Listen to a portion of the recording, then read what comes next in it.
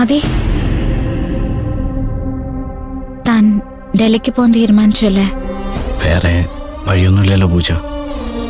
ആമി ചേച്ചി പറഞ്ഞൊക്കെ താനും കേട്ടല്ലേ? അല്ലടോ, താൻ പോയ പിന്നെ ഞാൻ എന്തു ചെയ്യും? ഞാൻ പറയുന്നത് സ്വാർത്ഥതയെന്ന് വിചാരിക്കരുത്.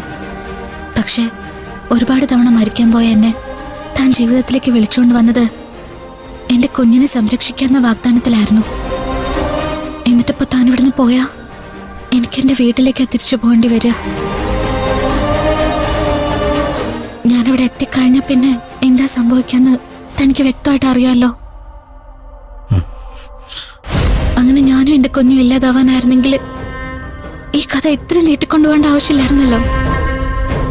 അന്ന് ആ റെയിൽവേ പാളത്തിൽ തന്നെ ഞാൻ അവസാനിക്കുമായിരുന്നല്ലോ. അല്ലെങ്കിൽ ആ ഹൈ റേഞ്ചിലെ ആ കുന്നില്. എന്തിനായിരുന്നു താൻ എനിക്ക് പരോള് നീട്ടിത്തന്നത്? ഇങ്ങനെ വഴിയിൽ അപേക്ഷ പോകാനായിരുന്നെങ്കിൽ എന്തിനാ വെറുതെ എനിക്ക് പ്രതീക്ഷ തന്നത്? പൂജ, ഞാൻ തനിക്ക് പറയാൻ ഒരുപാട് എക്സ്പ്ലനേഷൻസ് ഉണ്ടാവും.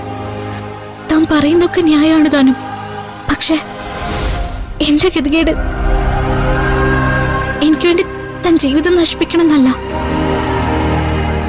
താനൊരു നല്ല നിലയിലെത്തിക്കാണാൻ തന്നെക്കാൾ കൂടുതൽ ഞാൻ ആഗ്രഹിക്കുന്നുണ്ട്.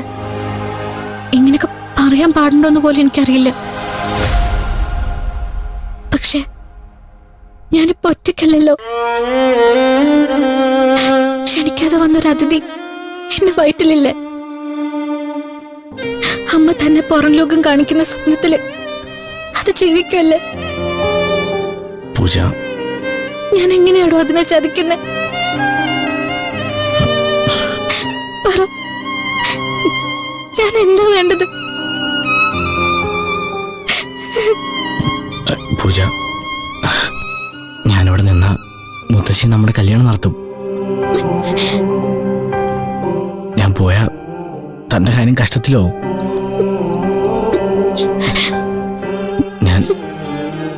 ഞാൻ എന്താണോ വേണ്ടത്?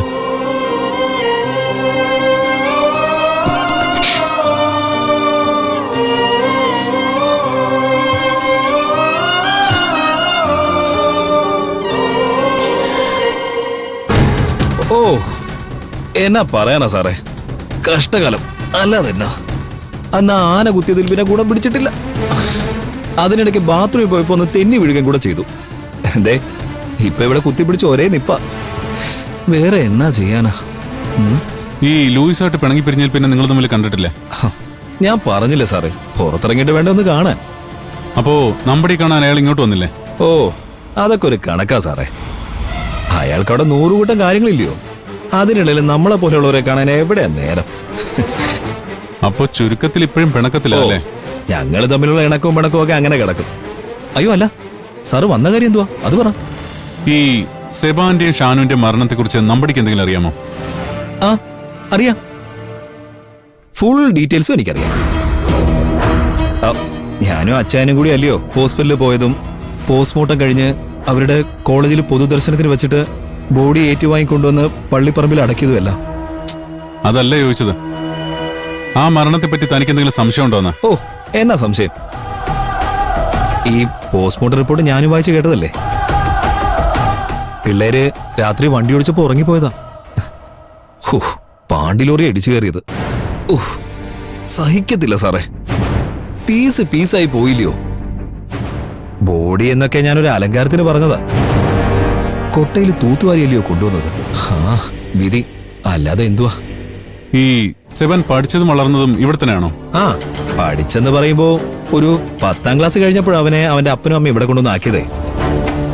പിന്നെ ഹോസ്റ്റലിലും ബോർഡിങ്ങിലും ഒക്കെ ആയി അവനങ്ങ് അടിച്ചു പൊളിച്ചു. അങ്ങനെ പൊളിച്ചതുകൊണ്ടല്ലേ സാറേ പാതി രാത്രി വഴിയിൽ ചിതറി പീസ്